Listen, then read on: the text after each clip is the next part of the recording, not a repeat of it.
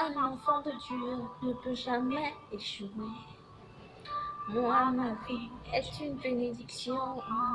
Un enfant de Dieu ne peut jamais échouer. Ma vie va changer. Un jour je vais triompher. Ma vie va changer. Bientôt je vais triompher. Hey, hey. I know what we are.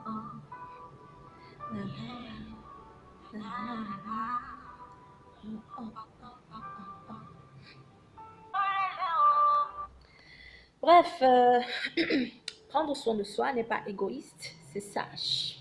On se retrouve sur le côté.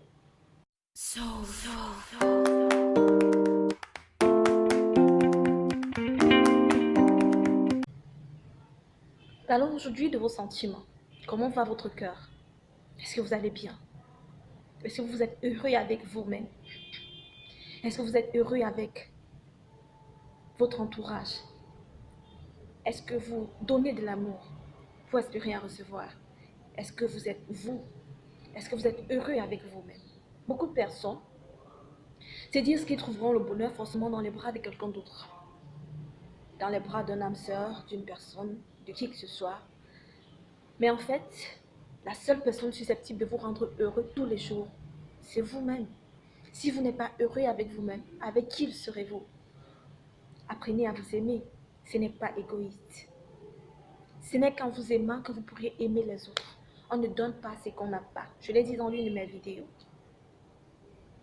Donc, en fait, la vie, c'est comme un éternel recommencement où à chaque fois, la personne à combattre ou à aimer, c'est soi-même. Vous ne pouvez pas attendre des autres ce que vous êtes incapable de les donner. Si vous voulez recevoir de la lumière, donnez de la lumière. Si vous voulez recevoir de l'amour, donnez de l'amour. C'est vrai. Tout ce que vous donnez, vous ne le recevez pas immédiatement. Alors n'escomptez pas directement les résultats de ce que vous aimez. Si vous avez voulu donner votre cœur à quelqu'un et que cette personne n'a pas jugé nécessaire, c'est parce que cette personne n'avait pas besoin d'amour à cet instant. Parlons de votre cœur. Aujourd'hui, je ne vais pas parler de vos affaires, je vais parler de vous. Parce que je me suis rendu compte que j'aurais beau donner des astuces sur comment progresser en milieu professionnel, comment être performant, comment développer une activité. Mais si le gros du travail n'est pas fait, le gros de ce travail qui est le travail d'abord sur soi-même, si ce gros travail n'est pas fait, alors tout ce que j'aurais proposé aura été en vain. Parce que vous aurez beau l'appliquer, mais il ne sera pas palpable. Vous ne pourriez pas le sentir s'accomplir parce que sur vous-même, vous n'avez pas encore fait le plus grand travail qui est d'apprendre à s'aimer. Pourquoi vous êtes seul?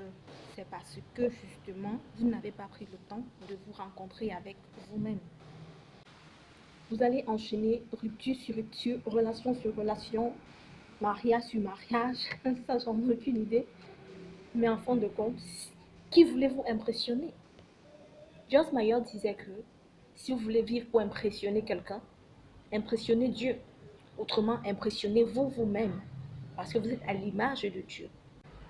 Et justement, la meilleure façon de s'impressionner, c'est de pouvoir se faire des choses, de pouvoir se rendre heureux et puis se regarder dans le miroir tous les matins et de dire, moi, oui, je suis fière de moi, Ariane Frey.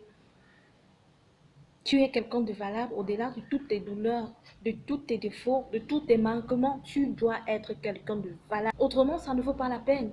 Parce qu'une autre personne pourrait te dire ça de l'extérieur, mais peut-être pour te séduire. Je ne dis pas que tous ceux que tu vas rencontrer seront des personnes égoïstes qui voudront te dire ça seulement pour te séduire et avoir ce qu'ils attendent de toi, puis s'en aller.